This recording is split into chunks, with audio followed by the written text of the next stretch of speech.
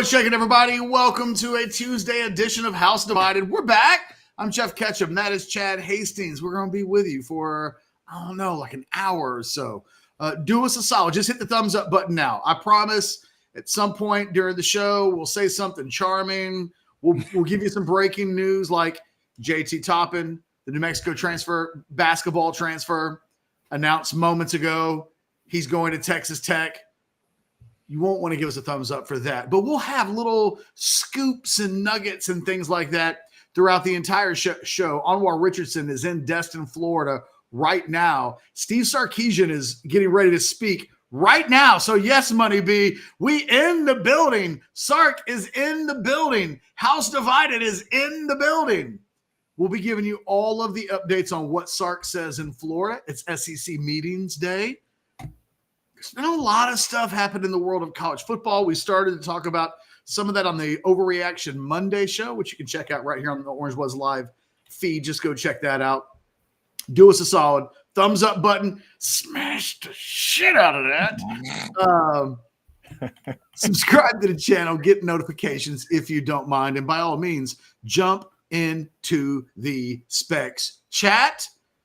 We always have a good time. If you send super chats, we have an even better time. So, Chad, there's a lot of stuff to get into as we get started out. The JT Toppin stuff just happened. It's a big L for the Texas basketball team. Might be the kind of thing that keeps it from maybe being a Sweet 16 team as opposed to a tournament team. These are thin margins that we're talking about when we talk about successful seasons in basketball. Players like Toppin help you get there. Texas misses out. A lot of people's estimations, it's NIL. We've got SEC meetings. We've got all of the stuff they're getting ready to talk about. And I think all of the coaches are going to get asked about the settlement from last week, which we talked about throughout last week, but I missed the shows on Thursday and Friday when that became a finality. I think you're going to have a lot of portal discussion. I'm curious to see what comes down the pike in the conversations with Sarkeesian at SEC meetings. And oh, by the way, the Texas baseball team going to College Station. The Texas softball team beat the people from College Station and now advanced to the College World Series. There's just a lot of stuff happening right now. Yeah, there is. I think starting with Toppin is probably good because we could probably get that out of the way fairly quickly. Somebody chatting in, Ben says, wait, so Toppin is committed elsewhere? Yes, Texas Tech is the answer to that question. And Catch, this chat will lead me to a question for you. Payton says, Texas big-name donors better start chipping in more now that everyone has the go-ahead to write checks for players. Catch, I asked Wes when he was on late last week with us about Toppin and whether or not he was the level of player that he thought Texas needed to just push the button, whatever it was that they needed to go. In his estimation, it was different than Dominic Williams in football, the D tackle, that he thought Toppin was needed to be worth the money, whatever the money was. Would you agree with that idea? Is he the kind of guy you think Texas needed to push whatever basketball NIL button they've got to get him? Yeah, probably. The issue is that these things aren't done in a vacuum. So do I think JT Toppin should be the highest paid athlete at the University of Texas? I don't know about that. Yeah. But I know that if you make JT Toppin that type of a player, if you go north of seven figures, if it's the starting discussion with him was $1 million and it was going to take 1.2 or 1.3, Texas football is somewhat struggling on the NIL front to bring in the volume of donors that they want. That it's still kind of an idea that's backed by a very few, and it's getting better. And I think, we talked about that event that they had a couple of weeks ago that raised several $1 million. Like those are positive things, but they're still trying to get the footing that they want. And that's Texas football. Texas football is a top 5, I think, NIL program in America right now on the football front. But it's not undefeated. It's not a brick wall that can't be climbed or run through. And I think the thing that Texas has run into is that there's a height of the money in NIL that it seems like people are willing and wanting to give. And I think that there's some real concerns about what happens. If it's like a family that sits down and does a budget, and they're not poor, but they kind of decide that they're going to spend X amount of dollars eating out a month. And then midway through the month, they've hit their ceiling, and it's like, are we just not going to eat out anymore? Or is our budget going to double? And I think that there's concerns on the NIL front. What happens when you do more and expose the program to a JT Toppin price tag? What are the consequences of that? And I think Texas is still wrestling with that they may have more guys making $500,000 a year than anybody in the country. And that's good. And that's how you keep your talent on campus. But to go significantly north of that becomes, I think, problematic in a number of ways. And I just don't think that anybody at Texas was willing to let JT Toppin be the Curt Flood of NIL in a way. That right. The guy that we remember changed it all. I think this is a question that they're going to have to reckon with at some point in the near future. And we may look back on this moment and say, Dominic Williams, JT Toppin, in a span of a few weeks. Why didn't Texas get either of those players? Potentially because they didn't quite ante up at the NIL amount levels that those two players were looking for. What does that mean? I mean, it kind of remains to be seen. I'm fascinated to see what Steve Sarkeesian says today about NIL and the aftermath. I'm hitting refresh on Twitter like every 5 seconds to see if there's anything on this. He's scheduled to speak to the media at noon today at the SEC meetings, at a podium and everything. It's Texas and the SEC have officially arrived when the SEC meetings in Destin, Florida feature Steve Sarkeesian. And for that matter, Rodney Terry will speak later today. Sure, he'll get some NIL questions, probably some JP Toppin questions that are coded, Chad, to make it sound like they're not Toppin related, but everybody knows what the questions will really be about. I'm fascinated to see what they say, because this is just an ongoing, evolving, moving thing. We know that schools are going to now start paying players, but we haven't seen what that means. We don't know what the breakdown is between sports. We don't know, is this a meritocracy and 20 million gets reserved for starters and the guys, because we know that we live in a world where they don't want pay for play. So how is all of this going to work? It's not fair that Steve Sarkeesian would be one of the first ones asked about this in a public setting as a prominent college football coach in the aftermath of the settlement. He and a few others today are exposed in ways that a lot of coaches haven't yet. But I'm fascinated to kind of hear, because depending on the coach, I could expect to hear anything. I think Sark will say all the right things because he has so far about NIL, but I don't know that everybody in the SEC is going to be on. You tell me, Chad, the SEC does a really good job of staying on message.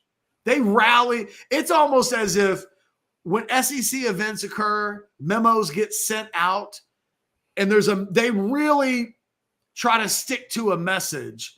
So I wonder what that message is today. It's a great question, and it is obviously a historic day in Florida with all those folks showing up. It's a different day than I thought it would be, 100 days ago, 200 days ago, because you would figure Steve Sarkeesian steps to the podium for the very first time in front of the SEC media in Florida. You figure questions might be about joining the conference. Hey, you're in the conference now. You and Oklahoma are in this conference. Rivalries are coming back that used to be there. But now, I agree with you. I think it's going to be about the next stage of college football, the new world order of college football, if you will. The post-Saban, you can pay players. What are you going to do and how are you going to do it? kind of college football. I think that is where most of it will land. That's when I think the indicator catch was yesterday with Greg Sankey, and Anwar Richardson has a great article breaking some of it down on orangebloods.com if you want to check it out. But catch, he was asked about structure.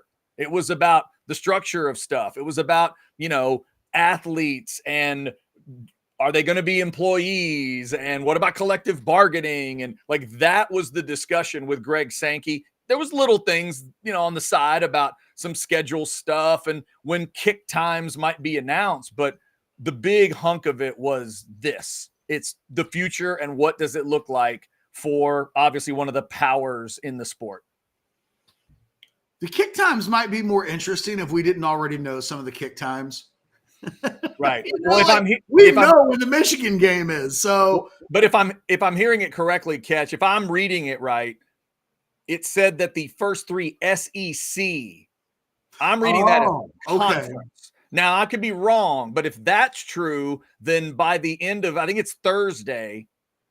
No, that's a great point. I didn't hear it like that. If that is true, then we will find out when Texas plays Oklahoma and Georgia this week, because Mississippi State, OU, and Georgia would be the first 3. That's at least how I read it. And then later he said that some early kick times would be announced. To me, that means fill in the gaps on the early stuff. That means we'll find out maybe when Texas plays, is it Louisiana or UL Monroe that they play early on that we don't know yet? That one. And then there's some game in, September, but that's the way I heard it. As in the first 3 weeks of SEC play, we might get to find out what it looks like this week. So, and again, as we start the show today, there's a lot of topics to get into. Let's put a ribbon and bow on the JT Toppin portion of the show and fully move into, I'm expecting something to come out of Sarkeesian and literally imminently. So, Chad, if it was Texas A&M basketball, do you think Texas A&M from an NIL standpoint is ready to have the most expensive athlete on campus be a basketball player? Wow. It's a great question. I'm guessing the answer is no. See, I think that I would assume that these two schools are in the same spot where when you say the most expensive athlete at your school, what does he or she play? I would imagine football comes out of the mouth before you finish the question. And if it's not football, then what does that do to the football program? Exactly. Yeah. Again, this is the advantage that Texas Tech has is that outside of a Micah Hudson, right? And that was a huge win, but that didn't mean that they were flooded with big-time prospects. They're not a big-time transfer school in general. They usually eat scraps when it comes to recruiting and the portal. Well, they've got money, though. It's not like every booster at Tech is poor. Mm-hmm. So there's money that can be spent. Sometimes they don't have a way to spend it. Yeah. And JT Toppin comes along. They don't have to worry about what does this mean for football necessarily. Yeah. Because I think Tech would probably say, by God, if we can find a football player good enough to spend $1.2 million on, let's do it. Yeah. Well, and plus you just got to consider the success of the two, because I know the coach that did it's not there anymore, but Catch, they made the championship game in college basketball. Yeah. And they were, you could argue, that close to winning it. Oh, they were right? That close. Winning it all. That game went overtime, I believe, right? With them and Virginia that beat them. So they can say something that obviously Texas or Texas A&M couldn't say, which is we put a basketball team on the floor that was that close to cutting those big nets down. And therefore, if we feel like we're going to push a button, we're going to push a button there. I think all these players care about. That's a good sales pitch, Chad. If the offer were $500,000 less, it's Savior, we were almost there 2 coaches ago speech. How much can you pay? And I think, I don't want to turn this into an NIL. I in a lot of ways, boy, I'm a little burned out on it because I feel like I'm saying, until we know more details, a lot of times we're just repeating stuff that we said, and it gets a little tiring. But it can't be stressed enough when we say this. I think in the NIL age right now, there's an advantage to being Texas and there's an advantage to being Georgia and a power like that. There's also a disadvantage. If you have a top 5 team in America and you're like Texas and you put 13 guys into the NFL draft and you might put another double-digit number in next year's draft, that's just a big bill. That's a lot of players all making a lot of money, and they all kind of live in the same zip code, but they're all making a lot of money. In a lot of ways, it's easier for a non-top 5 program competing at the top of college football to succeed in NIL than it is if you're a really, really good team. I made this comment. I remember when the Cowboys first won the Super Bowl, Chad, and the thing that happened was free agency hit right when the Cowboys dynasty in the 90s took off. That unrestricted free agency became a thing. And it just felt like Cowboys were leaving left and right. Alvin Harper's leaving. Ken Norton Jr. is leaving. You're getting guys who are 3rd and 4th players at their position are being offered starters money because it had that Cowboy smell to it. It's like, oh, you're signing a Super Bowl champion. And Texas got a little bit of a taste like this with Adonai Mitchell a year ago. It was like, oh, your transfer caught a touchdown in a national championship game and in a semifinal and in another semifinal and in another national. We're getting some Georgia championship swag. It's going to be really tough to win championships at this level moving forward and to keep all the troops together, because I think it will be obvious that all of those guys will have, Dominic Williams can go into the portal and leverage the hell out of everybody. Then imagine what really, really, really good players can do. And when you're a school like Texas, you're trying to pay all of your really, really good players. Adding unproven players gets to be really tricky. That's where if Toppin were already on the roster and the idea was he was a Texas guy and you have to pay him to keep him, then I think Texas could extend itself in doing that. But in going to get guys in the portal or even in recruiting who haven't yet proven anything, it makes the guys on campus who've proven stuff potentially antsy, and it's really tricky. Big day in Destin, Florida today for the Longhorn head coach. First time anybody's ever said that. We'll continue with that discussion. We've already got a question in for Catch in the chat. If you want to make that a super chat, it'll go right to the top of the list, and we're crawling up towards 400 folks. Nice job, Chad. The Specs chat. Let them know we saw their Specs chat, but that's it. I saw your Specs. I saw your Specs chat, but I'm about to pay a bill instead of reading it first. If you'd have been a super chat, I might have gone to it first. That's all I'm saying. What I'm going to do is tell you about AV consultations. They can get you set up 95 days away, Texas fans, from the first game. That means you got plenty of time, but the clock is ticking and those days are counting off. This is the place that can set you up with that big screen you've been looking for, with that movie room, that family viewing room you've always wanted, where everybody can gather and watch whatever the heck it is they want to do. You're trying to binge something, you're trying to catch up with something, or you're just trying to make sure you can watch all the games in beautiful HD. They've been doing it since 1988, and there's your number. 255-8678, locally owned and operated since all the way back in the late 80s. They do the best job. They're making sure you're satisfied. You're going to love it. And again, if you've been to Pluckers or Cover 3 in the Austin area, you've seen their setups. They set those places up. Heck, we were just out at the Pitch in Austin for an event out there. If you went out there to play pickleball or sand volleyball or whatever, they set up all the stuff out there as well, and they can set it up for you. AV consultations. Check them out. All right, Chad, we got our first piece of commentary from Steve Sarkeesian at SEC meetings. All right, here we go. I'll let you choose, okay? Okay. You can I've got two things for you. Either you can hear Sarkeesian's remarks on injury reports, because if you're just tuning in, The SEC is considering weekly injury reports as part of the new norm in the SEC. Or you can just hear the generic Sarkeesian thoughts on being, in the SEC with Texas A&M. Let's start with the SEC one in general. We'll work our way towards injury reports. That sounds a little nerdier. Sarkeesian says, quote, "There was so much talk about realignment. For us, we gained 2 rivals back.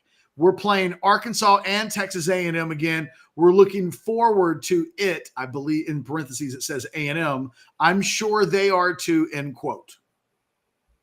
There you go. There you go. That's answering the question. Yeah. Nothing wrong with that. Good answer, Coach. Yeah, and I definitely think he's speaking for his fan base there, because every Longhorn I've talked to about it is excited on that same level. Catch. They already love that. They already love Texas OU, and now they're going to get to bring back some old feel with Arkansas and A&M. You ready to hear about injury reports? Absolutely. Sarkeesian. So this was the question, according to Brett McMurphy, the question was how to make sure coaches are truthful if required to release injury reports. Damn. Quote, "Fine us." That's what they do in the NFL. The NFL has figured this out.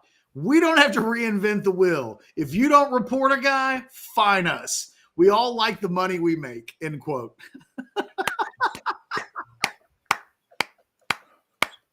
Catch. You know who taught him how to say stuff like that?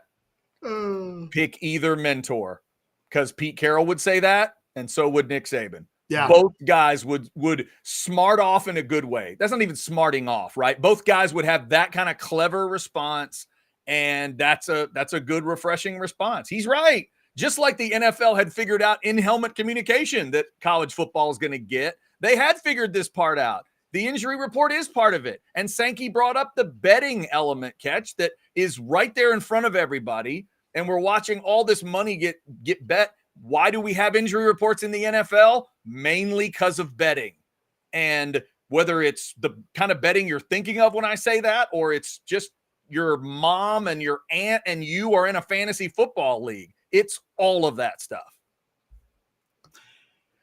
The thing is, college football has been professional football for a long time. The players just weren't getting paid. But is professional football. There are millions and then billions of dollars associated with it. It's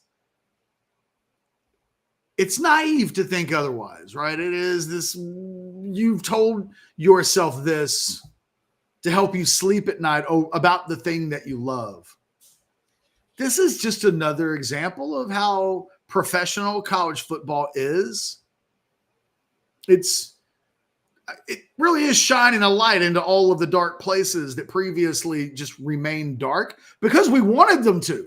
And I don't mean me and you, Chad. I mean, as like a global audience, as a country, we love the romantic nature of what we want to prop college football up to be. I personally don't have a problem with this. I've crossed the mental bridge of whether or not this is professional stuff. I wonder how mainstream college football fans how they're going to take this in. Some of them will do it very seamlessly, as if they'll pretend as if they never had this other mindset. I think older fans will struggle more with it. This concept of, I just can't watch a sport where guys are getting paid. And it's like, well, no, like 40 years ago, Eric Dickerson was getting Trans Ams left and right. This is the sport. It's just now very transparent. JT Toppin, I think, is a real good example of that. How people are ready to cope with that is something you and I will have a keen curiosity on, because we do things like host this show every day, and we depend on that passion to put people in the show watching it, to take in the content. Yep. And I think some of this stuff's going to freak people out.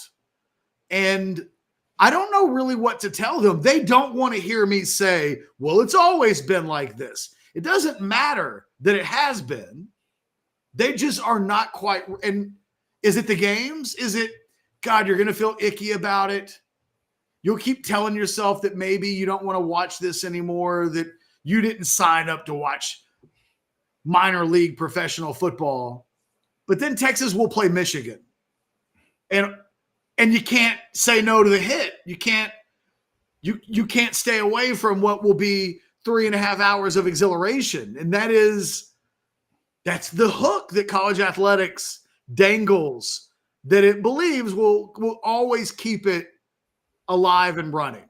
Yeah. There's a big question I think you're leading me up to here. We also have some chats we're going to get to. Catch. Also, let's have you tell the folks about My Perfect Franchise. We haven't told them about Andy in a couple days. Tell them about Andy and everything that he does. They see it on orangebloods.com and they see it on the Orange Bloods live shows as well. It's real simple. We've been working with Andy for I don't know, half a decade more. It's been a long time. There's a long-lasting relationship with Orange Bloods and myperfectfranchise.net. And it begins and ends with the fact that Andy Ludicky does great work and helps people achieve their dreams of running their own businesses, of getting up off the ground and soaring in the air. You got to call, though. He can't read. He doesn't read minds. He doesn't know that you need help. You got to let him know. 404-973-9901 or Andy at myperfectfranchise.net. Reach out. Let him know what you got cooking. You guys figure out how and if there's a partnership that can work, if he can help you out, and then you go from there. But if you've got an idea, if you've been waiting for the right moment to do the thing that you've always wanted to do, ta-da! You don't have to wait anymore. You just got to reach out to Andy and let him help you out at myperfectfranchise.net. All right, let's grab a couple of these chats here that I spoke of. Vivek, I'm sorry it took us this long, but a question for Catch. Catch, who negotiates with recruits? Is it liaisons? And do they get the directive from Sark on how much they can get from the NIL fund? It's an interesting question. And moving forward, maybe the answer to it changes a little bit? Yeah, I think it's an ever-evolving situation, and the least of which what happened this past week with the news of the settlement is that now we're talking about the schools themselves and not the collectives can pay players. Yeah. I think that there's a representative. Both can, right? Yes. Yeah. But that just changed, right? We've been living in a world where there's, it's, and here's the elephant in the room. There's some gray territory about, I think, coaches' involvement. They're not supposed to have any. They're not. It's supposed to work outside of that structure. A lot of air quotes. I'm not going to sit here and tell you that the world is purple when it's really green, but somehow, whether there's an information tree and like little imaginary bubbles of thought pop out that convey what's happening to everybody that's involved, it gets done. It's different everywhere. And I think legally they would say, no, they don't get a directive from Sark. Right. No, I would agree. And also, Catch, this chat speaks to where we are right now from Text Guy. No matter how comfortable you are with all this, says, I'll say it again, the NCAA did not do any favors to anyone to turn their backs on this for so long. This jumping into the deep end is going to be painful. Catch, it's like if you learned to drive, but you had to do it in a Lamborghini, or you had to do it in like the most souped up Viper that ever existed, some land speed record car, and you've never touched the wheel of any car, and they put you in that thing, and they go, all right, we're going to start with 10 and 2. We're going to teach you about mirrors. We're going to learn about, but as soon as you hit that accelerator, you go to 60 miles an hour in like half a second, and you're probably not ready. Yeah, it's you'll remember this. I used to, and Text Guy too, let me just say this right out the top. This is the elephant in the room. that the denial, the absolute inability to want to share $1 billion of pie with the talent is why we're here. They did this. They've had more than the last decade. They've known this is coming down the pike. They've known that there was going to be a bill to pay that was going to be astronomical. And all throughout that time, they've had a chance to work on this and put together a system, but they just will not share. And now they've got to share. And yeah, man, this gets tough because the thing about that news of the schools will be able to pay up to $20 million or more, that there's like a kind of an acknowledgement, there's an arrangement that this amount of money will be spent. There's 1,000 questions and 0 answers at this point. Right. Yep. How do you pay it? When do you pay it? And I still will keep saying, Catch, until I hear otherwise. It's not 20 million for every school. It's just not. It's not. You read it carefully. There's nebulous language where I'm going to guess that Texas is going to be able to pay more of whatever that permissible revenue or, revenue sharing is. They're going to be able to pay more of it than, say, Vanderbilt will. Right. Or Illinois will. Well, because those, I wrote about 10 years ago, Chad, someone asked me, as a proponent of the athletes should be getting a cut of some variety. Somebody was like, okay, big mouth, you think everybody should just get paid? Tell us how it's going to happen. And I said, okay. So I did a column where I fit in both basketball and football, the 85-man scholarship limit, and 15 for basketball. It ends up being about 100 different athletes. And I paid my plan was they each get like $50,000 a year. Flat rate. Everybody gets 50 grand. It comes up to 20 million.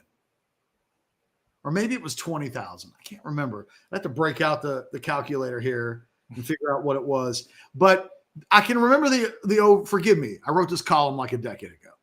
But admission into major college football was 20 million per year. It's funny that this is a number that's been bandied around a little bit because when I wrote the column, I said 20 million that gets you into the big boy club. And if you can't afford to pay it, then maybe you shouldn't be in the big boy club. Like we've lived in this world where colleges are doing everything they can to make the jump up to Division I. Why? Because they want to be able to take some of this money. All of these sports programs that we've seen go from NAIA to Division II, and now we see them in various conferences. They want this pie, but they don't want to share the pie. And I've always said it's a little bit like every time I drive past the Woodlands Country Club, I think to myself, that'd be nice to go there. I bet they got the golf course looks great. I bet they got steam rooms and saunas and a great bar and restaurant area. But it probably costs about $5,000 a month to be a member. If you can pay the $5,000 a month, you get to go do all the nice stuff at the Woodlands Country Club. If you don't, you get to drive by and admire it, but you never get to use it. And I think we're going to see that in college athletics. Either you find $20 million in the cushions to pay to be a part of this big party, or you don't get to be in it. And I think there's been a lot of vampires in college athletics for a long time doing everything they can to get a piece of this money where the players have never been able to get any. It's just going to be expensive now. And there should be, excuse me, if I don't feel sorry for the New Mexico Lobos, if they can't find the money to make it happen. That's a them problem. What we can't do is say, well, the players can't ever get paid. Why not? Well, because if they all get paid, New Mexico State won't be able to play major college football next year. That sounds like a New Mexico State problem. Yeah, and I would argue they're not playing it now. I mean, neither of New Mexico State, they don't play major college football today.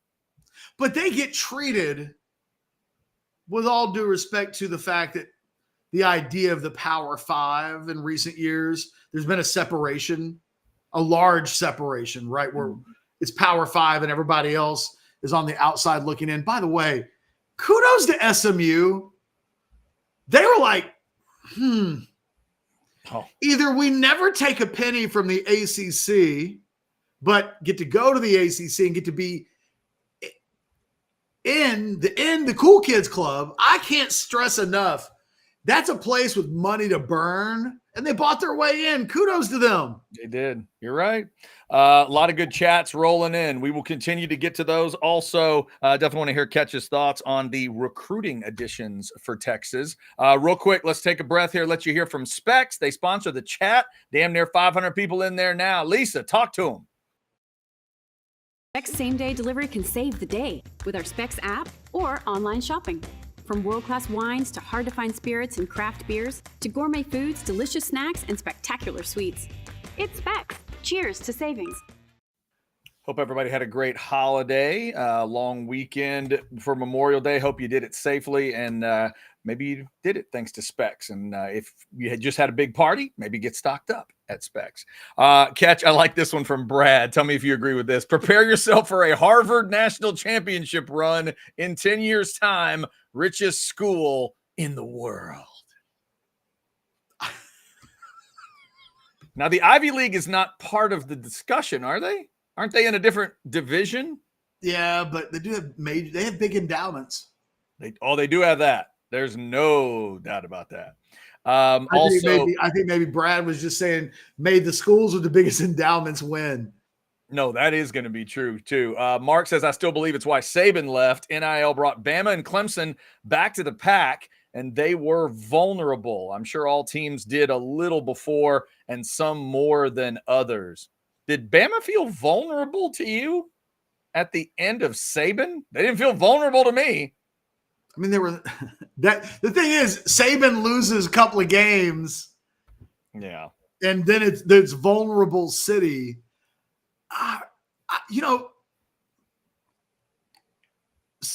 Saban was famous for harnessing things like NIL. They brought in Jahmyr Gibbs. They had an offensive line problem. They took Vanderbilt starting left tackle. His last name was Steen. I can't remember what his first name was. The only thing Alabama's problem last year was that they played Texas in non-conference and lost. So they took a little ding there. And then they weren't better than Michigan in the playoff. What are we? Right. What are we making? Your Clemson and Bama aren't the same. Dabo and Nick aren't the same. The difference, though, is that Nick didn't have the stomach for this long term. He ruled in a world pre-NIL where Alabama did NIL. They just called it something else. Mm-hmm. And not everybody played that game. Yeah. And Ketch, I firmly believe if Nick Saban was 54 years old today, he'd be in Tuscaloosa. He would be that. I totally agree. And we would all, I think, be in fear of a Saban in his early to mid 50s. Yeah. With 20 years of football still to go in front of him, he'd attack this. Yeah, because he's admitted it, that sitting in those living rooms with those kids, you want to tell them, I'll be here for X number of years. And then in the early days and the middle days, you're doing the math in your head. You're like, well, of course I'll be here in 4 years. Lord willing, it all keeps going well. But that's different than telling your husband or wife, like if you really like your husband or wife, oh yeah, heck, I'll be with you till I just fall out. You can't tell a kid that. You can't say, like, even if I die on the job, kid, like, I'll be here. He didn't know if he could. Who Saban is, Chad? Remember Jack Horner in the movie Boogie Nights? Remind me which one Jack Horner was. That's the Burt Reynolds character. Okay, Burt Reynolds. Gotcha. Yes. He's Burt Reynolds and Boogie Nights. He's completely okay with the porn, and he's completely okay with the porn industry. What he wasn't okay with, VHS tapes. Yeah. The next change, the next wave, what was it going to look like? Yeah. And he knew he was going to have to do it as a 75-year-old man, essentially. And yeah, I wasn't quite ready for it. And the schools that he were competing against were suddenly more capable than they've ever been before. Right. And again, back to that comment about Jimbo and A&M. It wasn't necessarily that it was about Jimbo and A&M. That turned it into a joke and stuff for a lot of people. And then Jimbo made it worse coming back. But Catch, it was about a school out there. He was screaming at his donors. He was screaming at them. There's somebody in our conference that I think is below us, and that all major metrics would say is below us, but they can do more than we can in this world, and that freaked him out.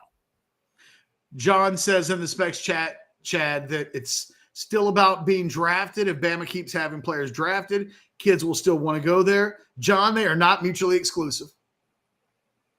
You're not wrong. I mean, that's part of it. It's the thing is, it's about more than one thing now. Right. Yeah. That all feeds together. It all feeds together. The guys that go to Bama and end up getting drafted did not go to Bama just because of that elephant logo and out of the goodness of their heart. That is not what happened. So look, guys make decisions. Why did Isaiah Bond make the decision that he made? Probably more Nick Saban related than anything else, right? He left after Saban left and stayed when he thought Saban was going to stay. These things are all more like snowflakes than you realize. But John, I'm just telling you, Texas just had a bunch of guys drafted, and yet there were guys that they didn't get at positions they just developed first and second day prospects at because they didn't quite ante up on the NIL front the way a few other schools were willing to do. And I've done those super blue chip rankings, and you see Georgia, Ohio State, Texas, Alabama, and then A&M all like bunched together at the top. If you're in Oregon and you've got money, but you only have 7 super blue chips on your roster through high school football recruiting versus the 30 that Ohio State and Georgia have, where can you cut into that some? Where can you plant your flag and close the gap, even if slightly? The portal.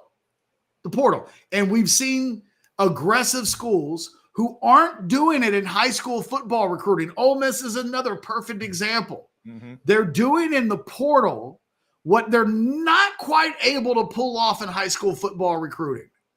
And it's I think it's a smart chosen pathway to try to close the gap between the haves and the have-nots, because everybody's a have outside of that pack of teams that I just mentioned.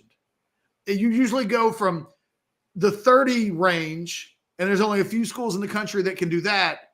Everybody else is less than 10. So they're not spending as much to retain their own players, and there's a gulf of needs they're just dying to solve. And it goes back to a point that I made, Chad, on the Monday Overreaction show earlier today. The problem that the NCAA is going to have is that every time they're going to work some collusion together, okay, guys, we're going to spend this $20 million, but nobody else spend more than $20 million, because then we'll all have to spend more than $20 million. Before that can even be expressed in a meeting, it's like, hey, Billy Bob, Ole Miss just spent $30 million. They spent 30 while we've been in the meeting talking about not spending 20. Exactly. And then are we going to let Ole Miss get away with this? Probably not. We're all going to spend it. We're all going to go up. We're good. No, right. By God, nobody's going to have an advantage. Yeah. And remember, they're all going to be able to turn to each other and go, you could spend none. That's the other thing. They're going to lay that out clearly of you can go up to 20 million. And in some cases, we'll tell you why it could be more, but you don't have to spend anything. You don't have to pay any player. You don't want to pay your players. If Dabo can convince Clemson University not to pay anybody, guess what, Catch? They won't. They'll pay nobody. And that money can go somewhere else. By the way, I keep checking. Sarkeesian must not have said too much that was sexy. Okay. Because other than those quotes that I read you, there are no other quotes. Yeah. You know what I'm going to do for that, Catch? On behalf of any and all Longhorn fans, if you're watching, I'm going to give him the volleyball clap for that. Nice job, Sark. He didn't get himself into trouble. That's a nice job. What are the two words I always say Steve Sarkeesian is good at and needs to continue to be good at? Effectively boring. That's what he needs to be. His brand is massive. It's always going to get attention. And the last thing he needs to do is smart off or be overly creative or be overly wordy.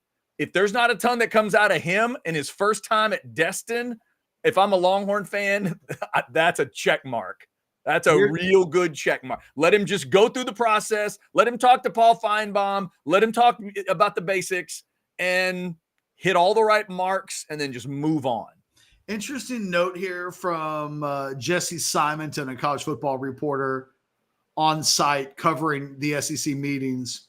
Mm-hmm. His tweet says, very clear that the SEC coaches will fight tooth and nail against any potential hard 85 roster cap, eliminating valuable walk-on programs.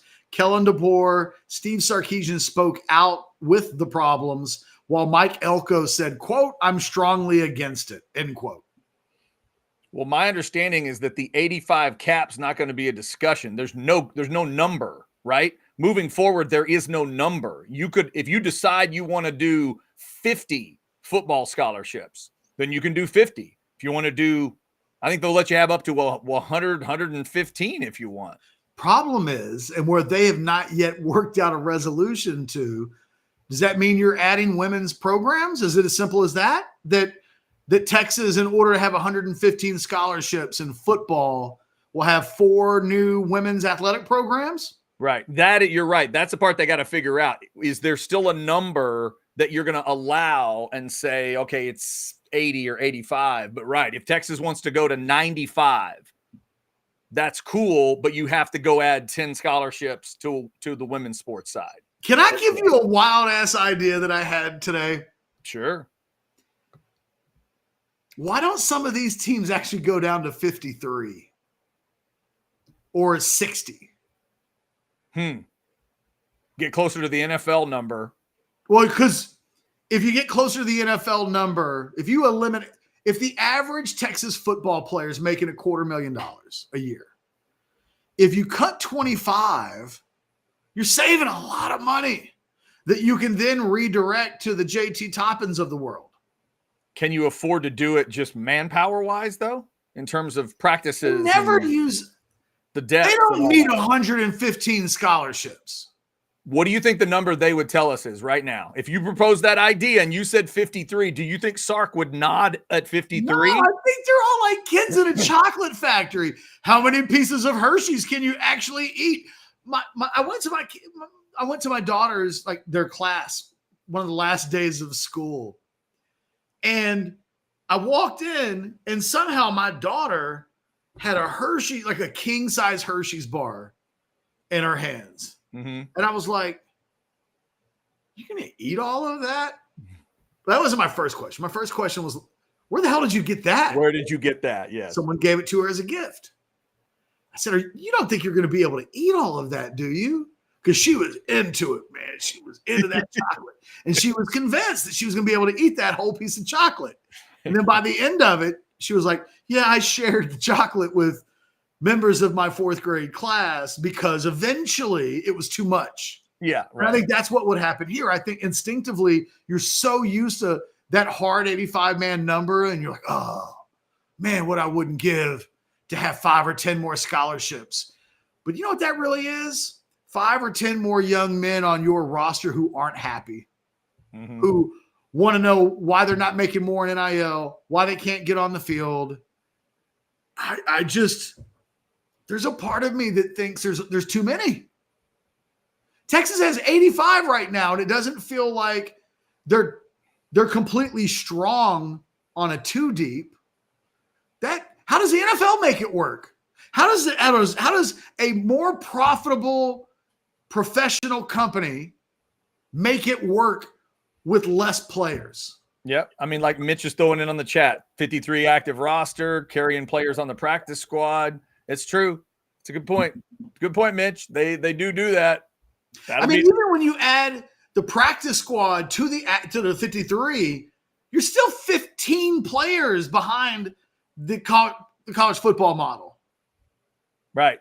Yeah, that's true. What's a practice squad? 12?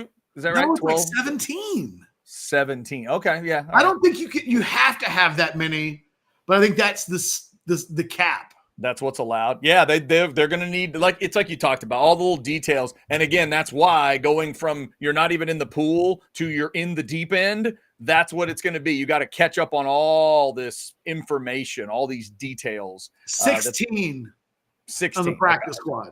They're going to have to catch up to all this stuff really, really quickly. If the NFL can make it work, Chad, why can't college?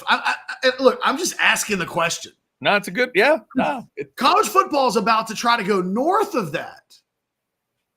Hundreds of scholarships. Right. You're saying why not just try to keep it more on the other side, and it could save you money because you're not paying for those scholarships.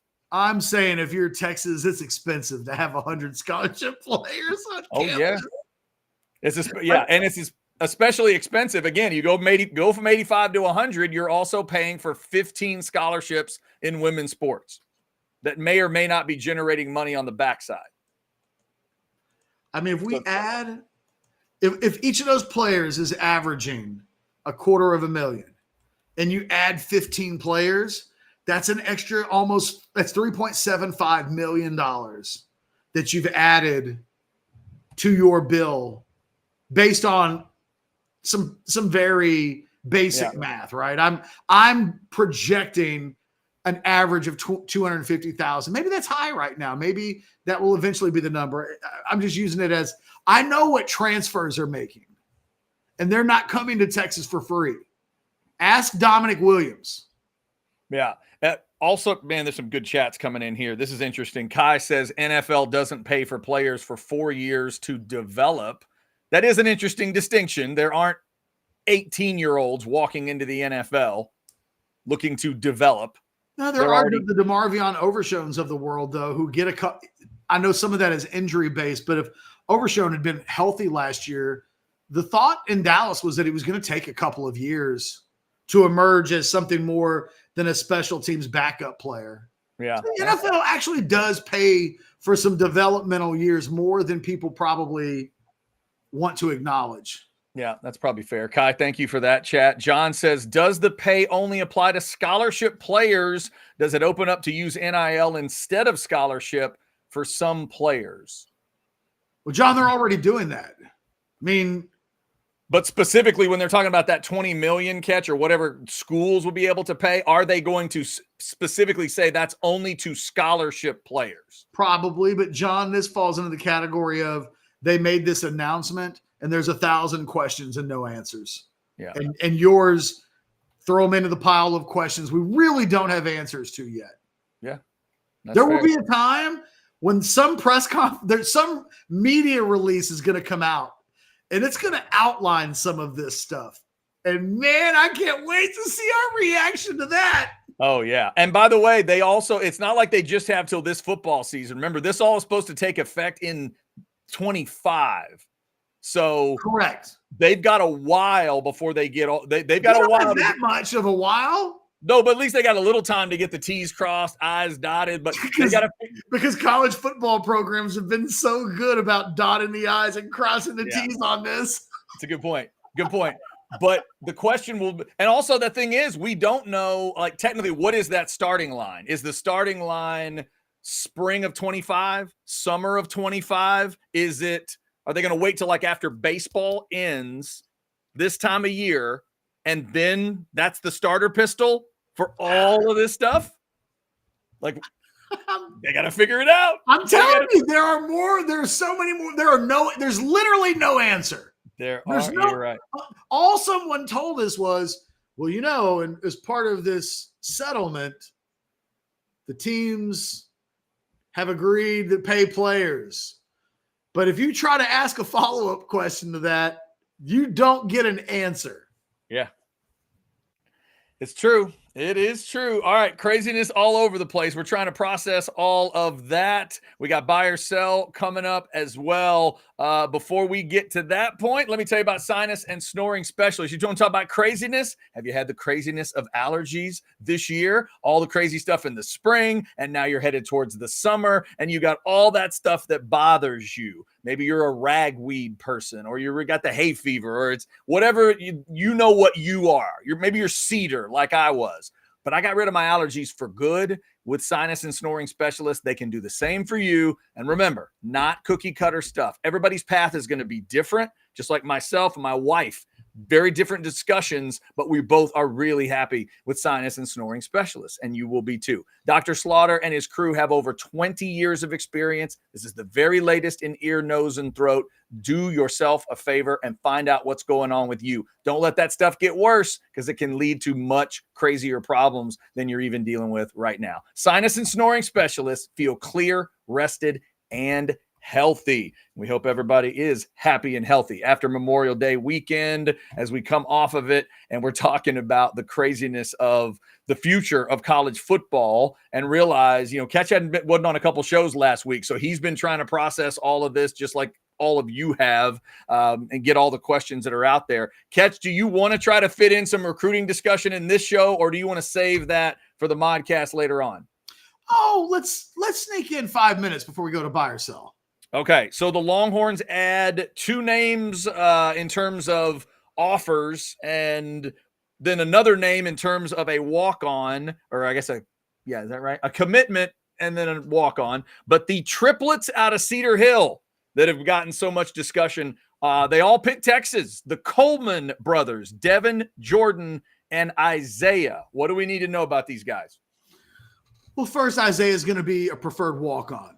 So they did get commitment from 3. 2 are scholarship football players. Devin and Jordan are big human beings.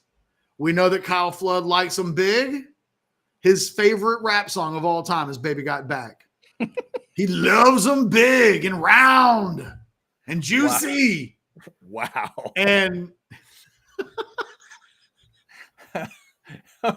I'm just imagining a skit of Kyle Flood standing across the room. Oh my God, Sark, look at him. Okay, I'm sorry. Go ahead. Yes. Yeah. Well, it'd be the opposite, though. In the video, she bemoans the size of the butts. Oh, that's true. She was not a fan. You're right. He would be Kyle the fan. Flood would be like, can you believe this little slice of heaven that we've walked into? He would be Sir Mix-a-Lot. You're right. I'm sorry. Terribly sorry. They're big dudes. They're like 6'4", 6'4.5", 6'5", 340-ish each. They're big boys. And I think, someone set me up this weekend. I said, did these guys make all district? I thought, I don't know. I'll look it up. And then I saw, no, they didn't. So I bet it's a damn good players district yet. Yeah, they're at Cedar Hill. I bet it's a damn good district. A lot of DeSoto. A lot of, it was, it's a beast of it. Let me put it to you like this. Colin Simmons didn't win player of the year. So rough district. Yeah. But yeah, I think one of them was maybe 3rd team, the 8th tackle. These are guys that fit the profile of what Kyle Flood likes.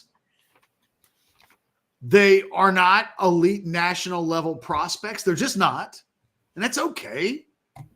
But there are some realities with regards to I think linemen in general.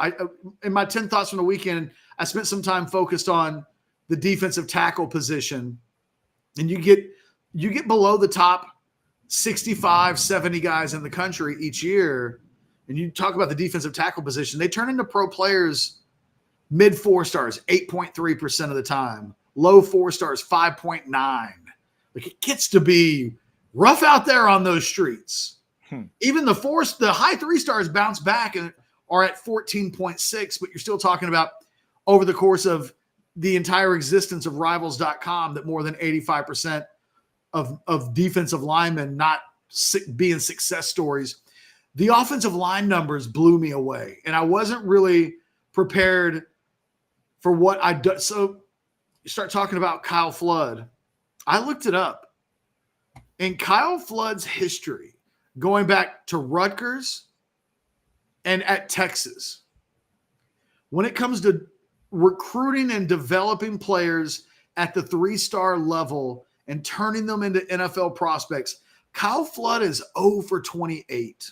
Wow. So this is Rutgers, Bama, and Texas, right? Yeah, but at Texas, he hasn't been here long enough to recruit his own guys and then develop them. A guy like Christian Jones was recruited by Tom Herman and was inherited. Okay, but this would count Flood's time at Bama is what I'm asking, I guess. But no, because he wasn't at Bama long enough to do that either. Oh, okay. I got you. Okay. He took 3-star guys, but then left to come to Texas. Left before. I see.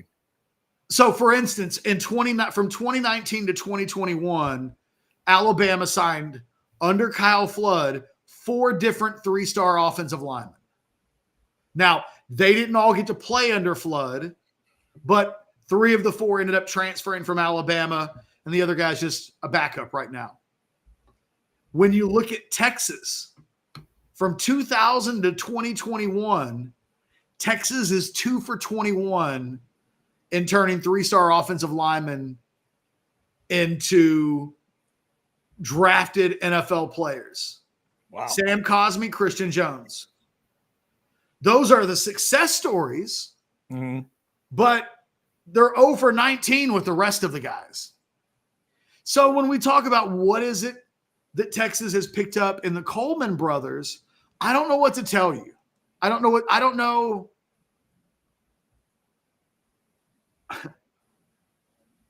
Under Flood, the math simply suggests that it will be a tall order for those guys to be the kind of impact players that Texas is looking for.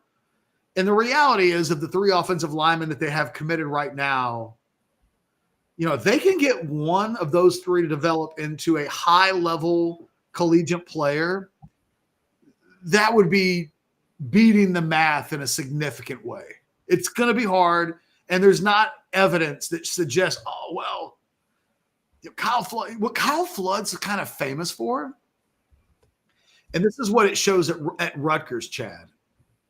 He recruits these 3-star offensive linemen, and he makes them serviceable. They're not ever good enough to be all conference or to go into the NFL. In fact, the only 2 NFL players I believe that he created as offensive linemen while he was at Rutgers, one was Anthony Davis, who was a national top 50 player, and the other one was a fairly sizable 4-star guys. His best 2 players, big-time recruits. The 3-star guys, he could sometimes get to levels where they're starters, but they're never top of the line starters. And I think that's the question about Texas. If you take those 3-star guys, are you creating serviceable players? And if so, is that the goal? Right. I was going to ask. You have to do better than that. I was going to ask, like, if we sat down with Saban, Kirby, Dabo, because he had the run at Clemson, and we asked them, what do you expect out of a 3-star offensive lineman? What do you think their answer is? Do you think their answer is draftable NFL player? I think they'd give disingenuous answers that don't acknowledge the truth, which was, if you look at what Flood had at Alabama, it was an offensive line with 3 5-stars and a couple of national top 50 guys. And when you look at Georgia's last national championship team, they had 3 5-stars, a mid 4-star, and 1 3-star. So the overall makeup of these lines are massive prospects going boom. And then, occasionally you're able to turn one of these diamonds in the rough into diamonds, but it's hard. Like, I don't know how to lie to our viewers. I know what they want to hear. And they want to hear that great story about a 3-star that gets developed, that becomes a badass, and that goes in the first or second round in the NFL. Now, Rand, a couple of things. You're not wrong. Cam Williams hasn't done anything yet. I mean, we can't count Cam Williams as a success story. Boy, who knew that was the word that was going to trip me up? And for the record, I had Cam Williams rated as a mid 4-star. But according to the Rivals database, yes. Now, all Cam Williams has to do is pan out, and then it's 1 for 29 instead of 0 for 28. And by the way, here's an interesting chat from Tracy. It says, so what you're saying, Catch, is that Flood is not really a developer, but rather someone who made sure his guys don't become worse than how they came in? I'm not sure if that's what you were saying. Tracy, that is not what I'm saying, because I don't know that makes any sense. No, Flood is a developer. The thing is, when you look at what he did at Rutgers, he was able to turn water into wine. It's just that it was cheap wine. Like wine in a box. It's still wine. Well, and he turned it into wine from water. Yeah, and that's where you get back to that again, Catch. What's the acceptable answer to that question? A 3-star guy comes in, Kyle Flood, Sark, and that offense turn him into what? Like, what is that goal? Whether they would tell the kid or not, whether or not they would say it out loud to anybody else, but if we could get the truth out of them, what are they hoping for? They tell themselves, we want to turn this guy into an NFL player, and we think that he's got a chance. But the data reflects how dire the situation is. It can happen. I can remember when I first got into this industry, Zach Thomas was a thing. Mm-hmm. And I don't mean to get racial in the show, but when I first got into this business, I would get 100 emails a year from fathers of all district 5'10" white linebackers. It was always 5'10" white linebacker who had 500 tackles at Westlake and wanted to know why he wasn't getting any scholarship offers. And they'd always point to Zach Thomas and say, don't say that my boy can't do it. Look at Zach Thomas. And which also reminds me of the Dexter Coakley deal, right? 5'7" linebackers everywhere with a hope and a dream because Dexter Coakley was 1 in 7 million. It can be done. Christian Jones and Sam Cosmi, although not byproducts of recruit develop programs under Kyle Flood, you'd say Christian Jones developed under Kyle Flood. He just didn't recruit him. Obviously, Kyle Flood had nothing to do with Sam Cosmi. These guys can work. You just have to understand that they work at much lower rates. The math is the math. The word never or can't isn't part of the math, but it's about a likelihood. We see 2-stars who occasionally develop into first-round draft picks. That means that 1 out of 3,000 hit, as opposed to some of the smaller math. So it's never an issue of can't. It's the probability of something occurring. And historically, the probability of 3-star offensive linemen turning into really high-level players is fairly minuscule. In a 20-year window, Sam Cosmi and Christian Jones. And keep in mind, the Christian Jones component of this needed 6 years and a lot of patience, because I can remember before Kyle Flood got here, there were a lot of people who never wanted to see Christian Jones hit the field again. Mm-hmm. So it takes time, patience. The problem with a lot of times now taking 3-star offensive linemen or 3-star players in general is that they need 3 or 4 years to develop, a la Christian Jones.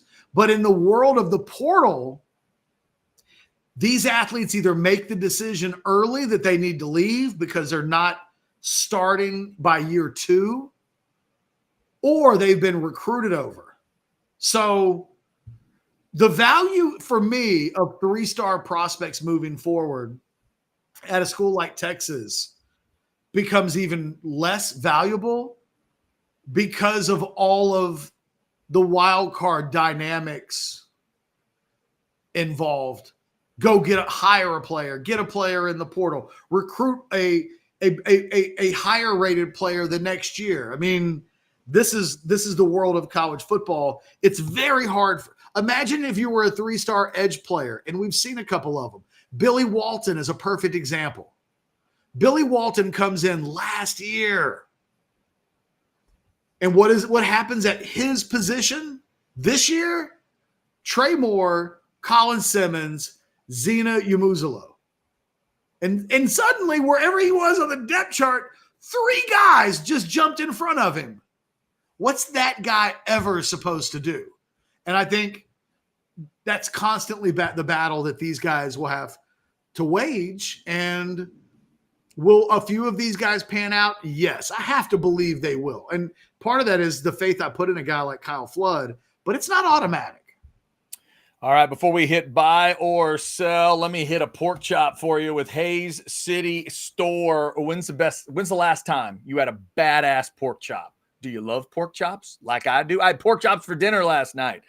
But don't tell my wife it wasn't quite at that level. Hell, my wife knows it wasn't at Hayes City Store level because it's her favorite pork chop on earth. The grilled, incredible. The blackened, incredible. And the chicken fried pork chop, it's incredible. Their gravy is one of my favorite things on earth. They handle every detail like you want them to handle the detail. That's why you get out there. Head out to Driftwood when you get a chance. They're between Kyle and Wimberley, so it is not a crazy drive from San Marcos or Drip or Buda or South Austin, wherever you're coming from. It will be worth the trip, and you're going to want to go back. Also, shout out to Hayes City Store and Taste on Main. Travis and Tamara are part of Getting Us to Dallas. They're going to be our presenting sponsor for SEC Media Days coming up in July. So thanks to them for that. But you'll thank yourself for getting out to Hayes City Store. Go check it out as soon as you can.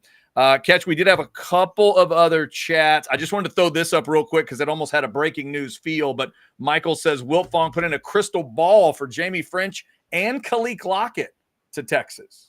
I saw the Jamie French. I hadn't seen the Khalil Lockett, so if that just happened. Yeah. I mean, we've been talking about for weeks that Texas is in terrific position for Decorium Moore, Jamie French, and Khalil Lockett. The only question with Lockett is whether or not he would be persuaded not to go to Texas if Texas were to get Moore in French. But in a vacuum, Texas was the leader for Khalil Lockett. Can I go to a couple of different super chats real quick?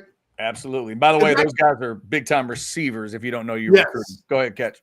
So Buck Wild says there's two posts, two chats. It doesn't matter if a guy's a 5-star. If he goes to a school that can't develop, then he won't be successful in college and will impact his NFL future. He says, example, Malik Jefferson was not developed very well at all, and he was the best linebacker in his high school class. He becomes a day 3 pick and an NFL journeyman. Can I just say, I'm going to read you something because this is how 5-star players get a 5-star guy that becomes a day, technically, I think he was a 3rd round pick and an NFL journeyman. Let me read you Malik Jefferson's Texas bio, a guy that, according to Buck Wild, was not developed very well. A 3-year linebacker who played in 33 games with 29 career starts, named Big 12 Co-Defensive Player of the Year in 2017, also named First-Team All-Big 12 in 2017, was a second-team All-American, Associated Press and Sporting News, was named a 2017 Butkus Award semifinalist, was named a second-team All-Big 12 linebacker in 2016, named as a semifinalist for the 2016 Butkus Award, earned Freshman All-America honors in 2015, was Big 12 Defensive Freshman of the Year as a freshman. That guy was a 2-star. You'd be talking about him forever. Oh, my God. You guys said he was a 2-star. Because he's a 5-star, that's the level that we hold 5-star prospects up to. Malik Jefferson did all of that And our memory of him was, well, he wasn't as good as we thought he was going to be. And it is a complete double standard. Because if Malik Jefferson had been anything other than a 5-star, the bio that I just read would suggest he was developed pretty damn well. Yeah. And that he was a 3rd-round draft pick in an NFL. Buck Wild, you're saying day 3 draft pick in NFL journeyman like that's a failure.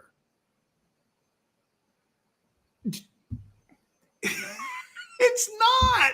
He's a drafted player. And he got to it's hard to earn your pension in the NFL. I was going to say, and he got to the pension level, right? Got to a second contract.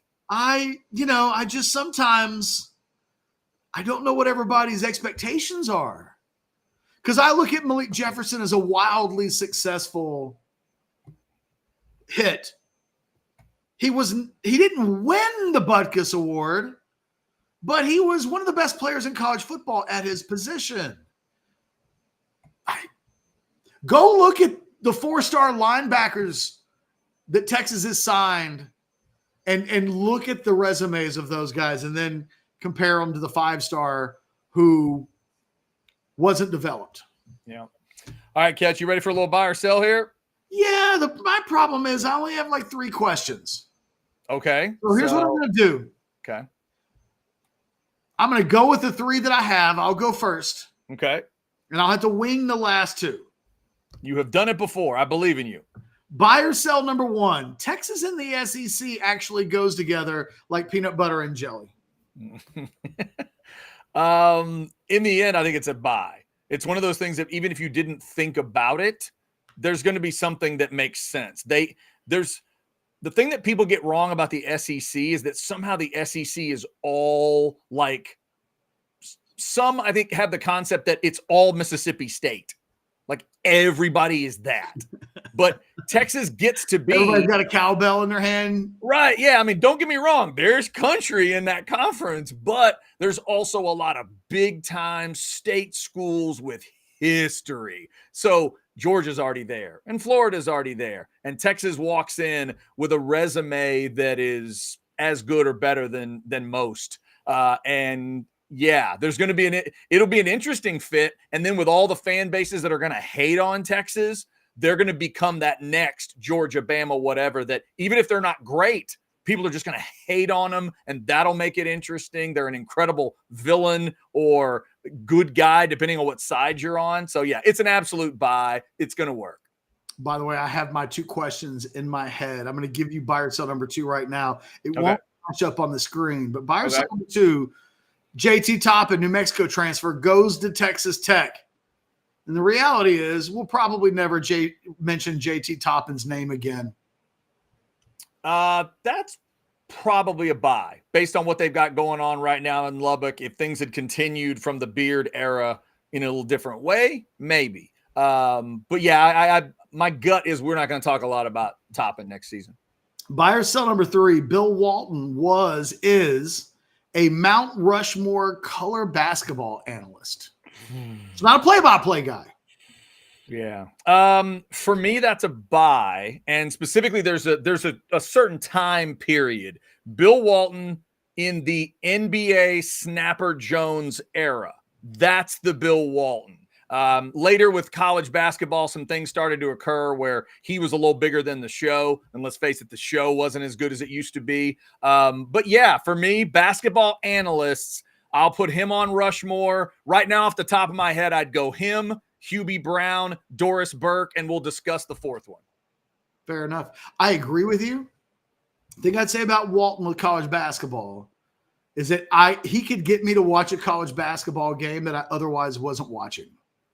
Yep. And I don't think any other college basketball analyst has ever made me go, let's just watch some Long Beach State and Santa Barbara and see what happens, Yeah. But by the end of it, he had also done what Chris Berman eventually did later in his career, which is he could also make me turn off of a game because he was sitting there because I knew it wasn't going to be about basketball. When you get older, those caricatures become a hell of a thing.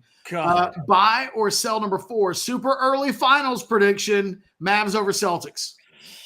Whoo, I want it to be a buy, but my eyes tell me it's a sell. These two teams, I mean, obviously the numbers tell us that's what we're going to see. They both finish really well. I'm going to just trust the Celtics to finish more games. There's something about the way they feel a little deeper, just a little deeper in key areas than the Mavs. I think it's 6 or 7, but I'll lean Celtics in terms of a pick. Obviously, I want my Mavs to win it. And finally, buy or sell number 5. I'm not going to turn this into a hotter than, although we could. Okay. It's a you would rather watch than. Okay. Right. I saw Garfield over the weekend. Mm-hmm. Yesterday, as a matter of fact, with my 10-year-old twins. They enjoyed the movie. It was all right. Yeah, I won't watch it again. Actually, my kids will probably make me watch it again. Mm-hmm. Buy or sell, you would rather watch Chris Pratt. Because the very first thing that you asked me when I told you that was, how was Chris Pratt? Yeah, how'd he do? Buy or sell, you'd rather watch a movie with Chris Pratt than Ryan Reynolds. Ooh, if that's all I know, I'm going to sell. I'm more of a Ryan guy. I'm more of a Ryan Reynolds guy. I'm a Deadpool fan. There's other things he's been in that I enjoy. I trust him. I trust both, but I'll trust him before I trust Pratt. Okay. Yeah. Especially in terms of hotness, like Ryan Reynolds is hotter than Chris Pratt, right? Oh, yes, that would be true as well. Okay. But yeah, in terms of movies and then being able to carry a movie, I'll trust Ryan ahead of Chris Pratt. They both do a good job, though. Chubby Chris Pratt might be sexier than Ryan Reynolds. That's just a preference. Parks and Rec Andy is just throwing that out there. That is all preference. But yeah, you might be right. All right, Catch, here we go. Let's start with Texas football. Buy or sell number 1. The last 3 additions to the UT 25 class are 3-star offensive linemen, as we were discussing. You think one of the 3 will become a consistent starter? Sell. Okay. I think they'll go 0 for 3. I think maybe it could, one of the 3 could happen, but I wouldn't bet on it happening. Gotcha. All right. Second one, we were thinking alike, but I won't make you go all the way to a Mount Rushmore. Buy or sell, Bill Walton is one of your favorite broadcasters ever. I'm going to sell that. Okay. Only because if we take all of the world, the way the question is written, I'm taking football, baseball, soccer, basketball, tennis, golf. I'm putting them all in a pool. I don't know that Walton would climb that high. Okay. I don't know if he's in my all-time top 10 announcers group. Gotcha. All sports. And that has to include Joe Rogan for the UFC. Yeah, true. Yeah, you're right. But if we were talking basketball, then the answer becomes a buy. The broader it gets, there are other guys I would rank ahead of him. That is fair. All right, speaking of basketball, we know it's happening based on the math, but is it happening tonight? Buy or sell, the Mavs will do what Boston did and sweep their way to some rest and the finals tonight. I'm going to say buy. I mean, it could go either way, but the Mavs seem better than the Timberwolves. Karl Anthony Towns is in a weird, funky place right now. I just think they might be done. And obviously, the Mavs are going to win this series. Will it go 4? Will it go 5? Will it go 6? I think the Mavs need the rest, so I think they'll win tonight. But this series is over, one way or the other. Boy, that's going to be a fun finals. My Lord. Those 2 guys on one side going up against those 2 guys on the other side, all the key players in there. I would take the Mavs right now over the Celtics because I would take their 2 guys over the Celtics 2 guys. No disrespect to the Celtics 2 guys, but I hope you're right. And if it comes down to those 2 versus those 2, I would agree with you. It's just that the way the Celtics flesh out a little more makes me worry about them. But hell, I hope you're right. All right, Ketch, let's finish off with a couple of strange ones. Buy or sell number 4. Yesterday was Andre 3000's birthday. I know you're a fan, but Outkast is your favorite rap duo / group of all time. buy. Okay. Yeah. Nobody's close. Not for close. I don't even think close. Okay. I wasn't on Outkast album 1 when I was still in high school. I can remember being an Outkast fan when nobody knew who they were.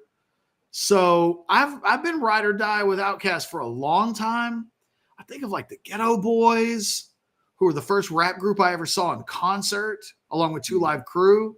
Mm-hmm. Technically, I saw the Ghetto Boys in chronological order ahead of Two Live Crew that night. What a wild show that was. Nice. Yes, I'm a buy. I don't think it's close. Outcast strong number one. Okay. With this last one, I'm just trying to see if I can mitigate your disappointment. Buy or sell number 5. This weekend, I started Band of Brothers.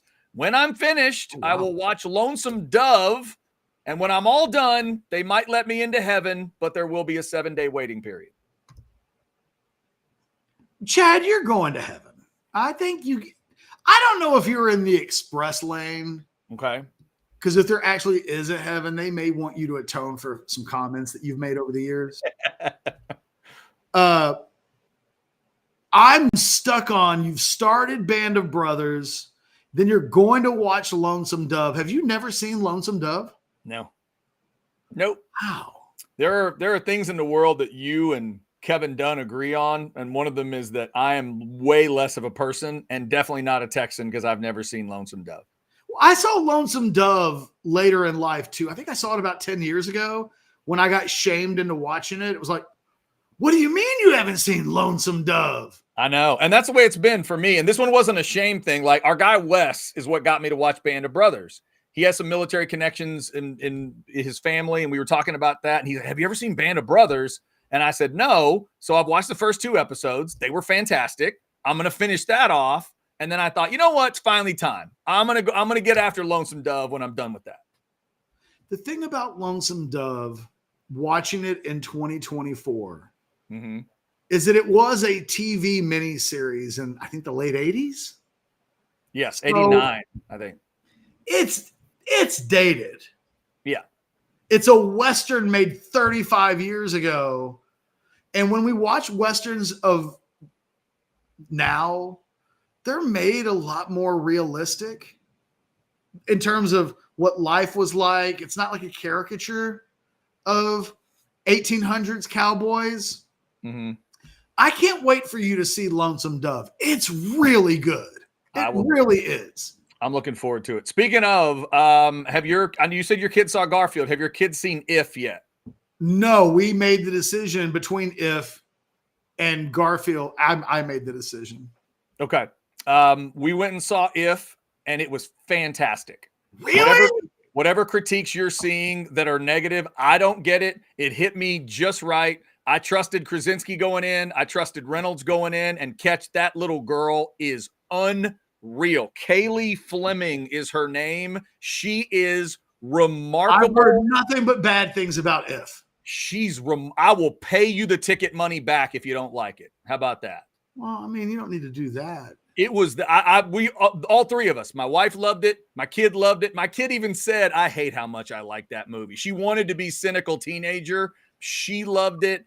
And also that tells you. And by the way, yesterday would have been Louis Gossett Jr.'s 88th birthday. This is one of the last things he worked on. He voiced one of the characters. They dedicate the movie to him. So rest in peace to Louis Gossett Jr., who we lost this year. But I thoroughly enjoyed it. I thought it was great.